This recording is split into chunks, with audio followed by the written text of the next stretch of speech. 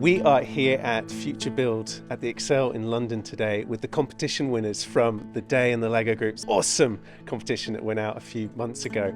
I'm Rachel from the Day. We turn the news into lessons for school children all over the world. We've been working with the Lego Group to create a weekly sustainability newspaper called Build the Change Tuesday. And as part of that, we've run this competition inspiring young children to come up with ideas for the future and design sustainable habitats.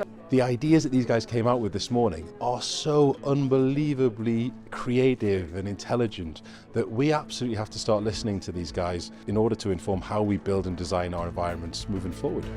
This is a convention that, could really help and change the planet in the future, and I'm really excited to be a part of that. I've never been anywhere like this before, and it almost felt like I was part of the community already.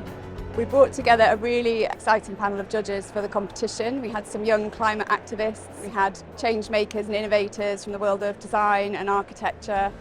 All of you got some Lego bricks or other materials in front of you, and you built, you played, you learned through play, and that creative opportunity is so important. What we really need to latch onto and hold on to is the positive examples, the phenomenal innovations, and all of this youthful energy.